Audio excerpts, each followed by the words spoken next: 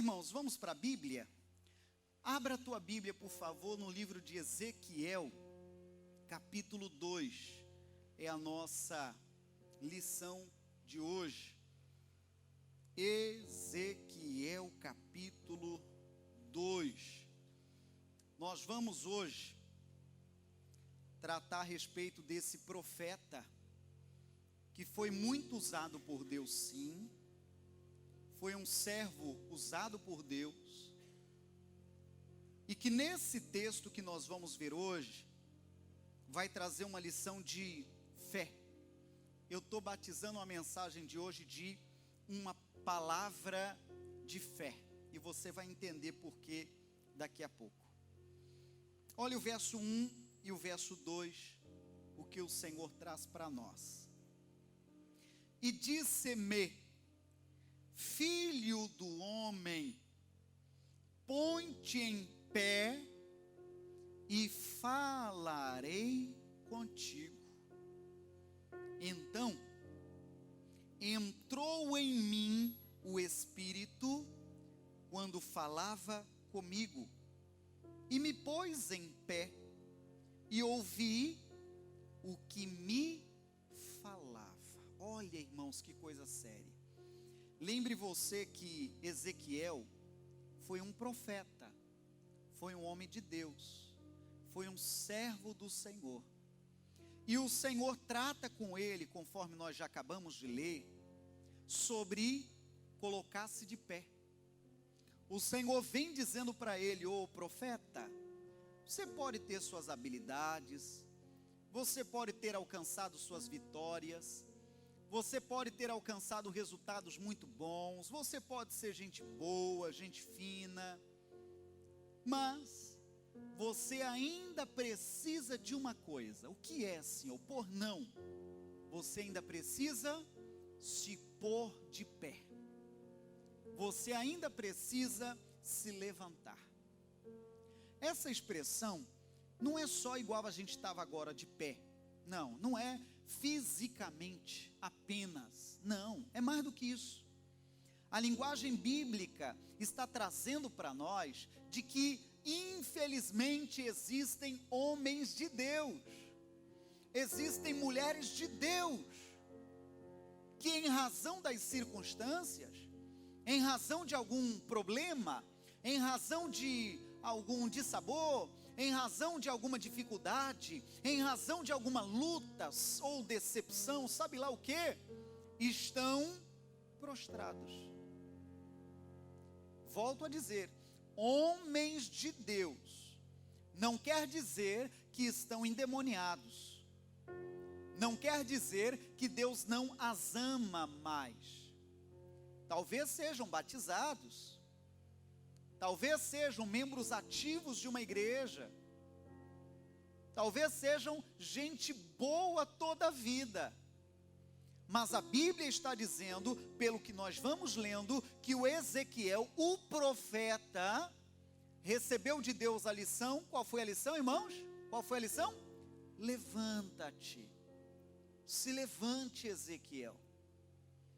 Irmãos, é muito claro entender isso.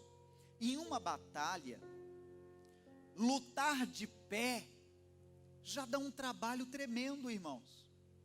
Você deve conhecer, não é meu esporte preferido não, mas é o esporte chamado UFC. Parecido com ele tem lá o famoso vale tudo, aquilo que dá pontapés e socos e cotoveladas e vale literalmente tudo. E quando você vê que o oponente escorrega, ou cai, ou vai à lona, irmãos, aí o pior acontece. Você já deve ter visto isso, já não já? Aí o pior acontece, porque a pessoa se aproveita do seu oponente no chão, e lutar prostrado é desvantagem. Lutar deitado te deixa em desvantagem. Então a primeira palavra de ordem hoje, e é a principal dessa noite, é que nós precisamos, quero que você participe, nós precisamos nos levantar. Ah, pastor, mas a vida está tão dura. Irmão, lutar de pé já é de fato lutar. Agora imagine lutar prostrado. Agora imagine lutar deitado. Imagine você entregar os pontos. Imagine agora você aceitar a tristeza tomar conta do teu coração. Imagine agora você aceitar a ideia de que a vida perdeu a cor. Imagine agora você aceitar a ideia, não pastor, a depressão me apanhou, a melancolia, a tristeza, a síndrome do pânico. Imagine você lutar prostrado. Então a primeira palavra de ordem é: levante-se. Levante-se. Por pior que seja o momento que você estiver passando, se você for lutar prostrado, você vai ter mais dificuldade.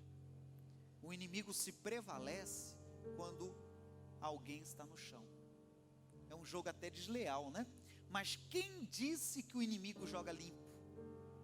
Uma vez prostrado, é aí então que ele se aproveita das pessoas. E eu digo, irmãos, crentes, homens de Deus, mulheres de Deus, que por alguma razão dessa vida se prostraram. Teve decepção, talvez com religião, talvez com pastor, talvez com igreja, talvez com irmão, talvez com, sei lá, com patrão, talvez com vizinho, talvez com cônjuge, talvez com os filhos, com o namoradinho ou namoradinha. Ok, bom seria você não ter passado por isso, mas eu quero incentivar você a fazer o que, irmão? A se levantar. Se porventura caiu, limpa a poeira aí dos joelhos, limpa o pó e levante-se outra vez. O cair é do homem, mas o levantar é de Deus. Você diga amém, gente? Tem uma outra frase também que eu acho muito forte: não importa quantas vezes você caiu, importa quantas vezes você está disposto a se levantar. Posso te mandar a palavra de bênção?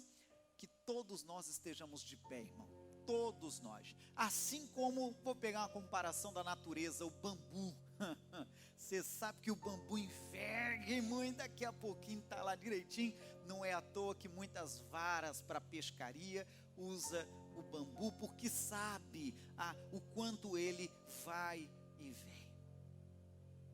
Não se entregue. Se você se entregar, a luta vai ficar mais difícil. Você vai ficar em desvantagem. Não pense você que o inimigo vai agir com misericórdia. Ai, tadinho, né? Ele já está tão mal. Olha, ele está chorando. Eu vou parar de atazanar ele. Ah, então você não conhece nada. Então você não sabe de nada. Ele não vai agir com misericórdia. Mas a palavra de bênção é: você não vai ficar prostrado. Você não vai dar esse gostinho para ele. Pastor, é porque você não conhece minha história. É porque não sabe dos meus problemas. É porque não tem a sogra que eu tenho. Olha eu crucificando a sogra agora. É porque não tem o vizinho que eu tenho. É porque não tem o patrão que eu tenho. Pois é, irmão, é fácil quando você só se classifica na pior. Na verdade, todo mundo tem os seus problemas. Mas eu venho te ajudar a ficar de pé. Mas existe a solução. Existe a doença, mas existe a cura. Existem demônios, mas existe a equipe celestial. E você diga graças a Deus. Então veja, o verso 2 de novo, de Ezequiel 2. Então, entrou em mim o Espírito quando falava comigo, e me pôs em pé, e ouvi o que me falava. Ainda no livro de Ezequiel, salta por favor lá para o capítulo 37. Nós estávamos no capítulo 2, né? Agora você vai lá para o finalzinho do livro de Ezequiel, para o capítulo 37. O mesmo personagem, o mesmo profeta, tem uma experiência com Deus tremenda, fantástica. Olha, irmão, isso aqui é Deus tratando com a gente. Pastor, qual é o texto? É a visão do vale de ossos secos. Eu imagino que a maior parte aqui já ouviu essa história, essa visão. Mas vamos ler para relembrar. Olha lá o que diz. Verso 1 em diante. Veio sobre mim a mão do Senhor, e o Senhor me levou em espírito, e me pôs no meio de um vale que estava cheio de ossos, e me fez andar ao redor deles, e eis que eram muito numerosos sobre a face do vale, e estavam sequíssimos. E me disse: filho do homem, poderão viver esses ossos? E eu disse: Senhor Jeová, tu sabes. Então me disse: profetiza sobre esses ossos e diz-lhes: ossos secos, ouvi a palavra do Senhor. Assim diz o Senhor Jeová a esses ossos: eis que farei entrar em vós o Espírito, e vivereis, e porei nervos sobre vós, farei crescer carne sobre vós, e sobre vós estenderei pele, e porei em vós o Espírito, e sabereis que eu sou o Senhor. Então profetizei como se me deu ordem, e houve um ruído enquanto eu profetizava, e eis que se fez um rebuliço, e os ossos se juntaram, cada osso ao seu osso. Você deve lembrar, deve ter nas suas anotações, que nós já pregamos esse versículo de agora sobre o ruído e sobre o rebuliço, que são tentativas de tirar você do alinhamento sagrado. O ruído é igual você numa estação de rádio, você está ouvindo, daqui a pouco pega uma região que não pega bem um sinal, e começa a ficar, não é isso? Você perdeu a comunicação. Então não deixa o ruído, não deixa o problema, não deixa a circunstância tirar você do alinhamento sagrado, pelo ruído e pelo rebuliço. Deus está agindo, e você diga: eu creio, Deus está agindo. Não deixa, não perca a sintonia com o sagrado, não. Mas isso não prego de novo, que já falamos. Verso 9: e ele me disse: profetiza ao Espírito, profetiza, ó filho do homem, e dize ao Espírito: assim diz o Senhor Jeová, vem dos quatro cantos, ou dos quatro ventos, ó Espírito, e assopra sobre esses mortos, para que vivam. E profetizei como ele me deu ordem. Aí lê essa parte comigo do 10. Então o Espírito entrou neles, e viveram, e se puseram em pé. Lê esse pedaço: um exército grande em extremo. Por que eu te trouxe a esse texto? Essa visão trata de um lugar que só havia morte, irmão. Era um vale, era um local em que só havia ossos, e ossos sequíssimos. A Bíblia fez questão de dizer que os ossos estavam muito secos. Em outras palavras, já não tinham vida há muito tempo. Eles viram aquela situação, o Ezequiel, o profeta, viu aquela situação, e o Senhor disse para ele: você acha, profeta, que eles podem voltar a ter vida? O profeta, muito inteligente, disse: o Senhor é quem sabe. O Senhor é quem sabe. E o Senhor disse: profetiza. Profetizar, às vezes tem gente que entende errado. Profetizar é como eis que vos digo, você já deve ter ouvido muito isso. Mas profetizar é recitar a profecia, é recitar a palavra. O que eu estou fazendo agora, pregando a Bíblia, eu estou no papel de um profeta. E qual que é a profecia? Qual é a palavra entregue hoje? Qual é a palavra entregue hoje? Levanta-te. É essa a palavra. Então perceba que daquela situação que não havia vida há muito tempo, aquela situação que estava perdida, aquela situação que não teria jeito algum, diante de uma palavra de profecia, voltou a ter vida. Irmão, osso começou a se unir a osso, as cartilagens começaram a reinventar ou renascer, os nervos, os músculos, a pele, os órgãos vitais, até que, da onde havia só morte, o que aconteceu? Aqueles ossos se levantaram. Diga daí: meu Deus, os ossos se levantaram. E o que era apenas ossos, levantou-se o quê? Você viu o final? do verso 10, um grande ou um exército grande em extremo. Aí talvez alguém leia esse texto e fala: pastor, bonita a história, mas isso aí foi uma visão, né? Isso aí foi uma visão lá para o profeta, lá para o nosso irmão Ezequiel. Pois é, foi sim, mas essa visão tem um significado.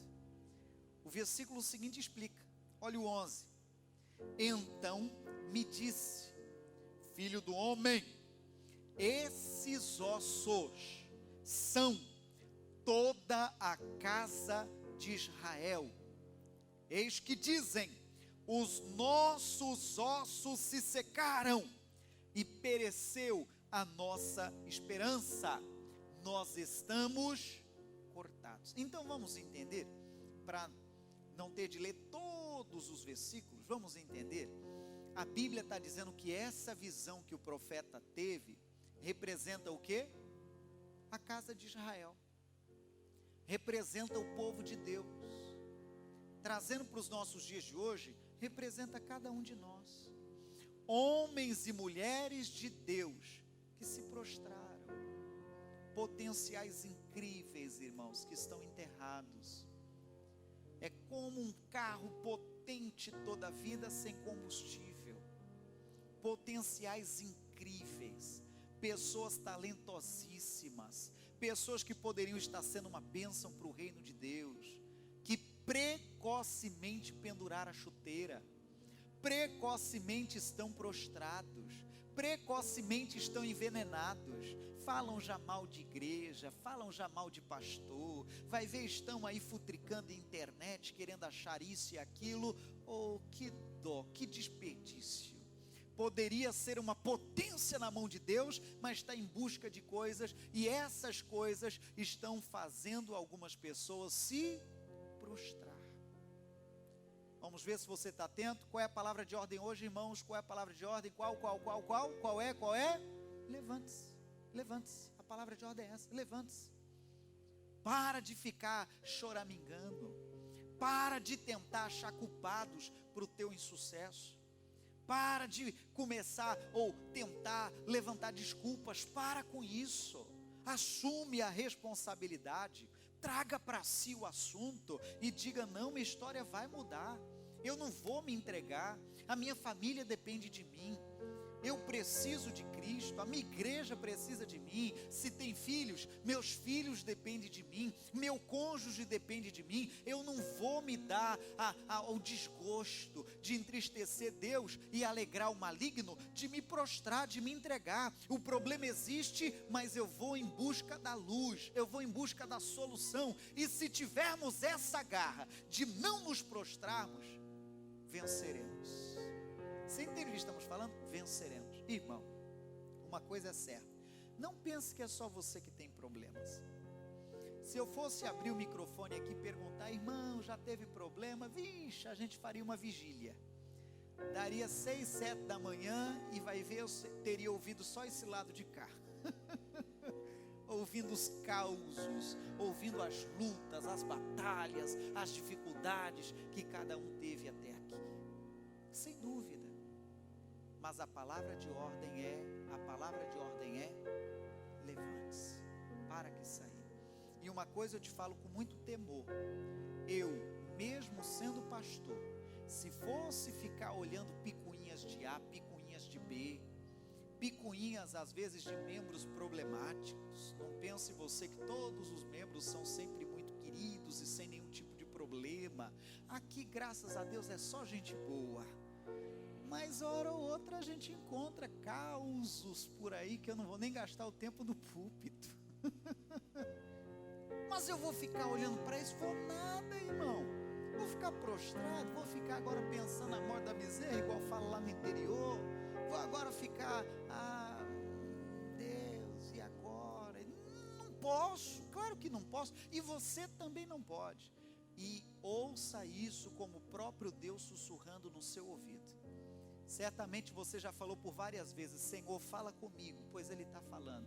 Levante-se, não fique prostrado não, não fique só olhando problemas, não fique sendo o problema, Não fique anestesiado ou embriagado no meio das decepções, que isso aí pode fazer você naufragar na fé.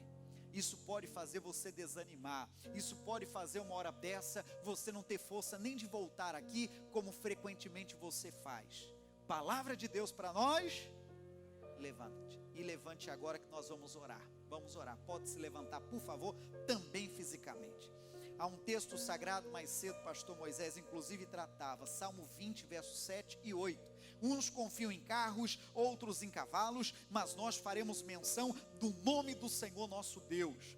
Uns encurvam-se e caem, mas nós, Salmo 20, verso 8, replica esse para mim, 20, verso 8 de Salmos. Uns encurvam-se e caem, mas nós nos levantamos, e o que diz o texto? E estamos de pé. Acho que não transcreveu não, né? Vai lá de novo, vou dar mais uma colher de sopa. Salmo 20, verso 7 e verso 8, olha lá. Uns confiam em carros e outros em cavalos, mas nós faremos menção do nome do Senhor nosso Deus. Olha o 8. Uns encurvam-se e caem, mas nós, pode ler isso forte, nos levantamos e estamos de pé. E você aplauda Jesus bem forte, irmão. É isso aí. Nós nos levantamos e estamos de pé.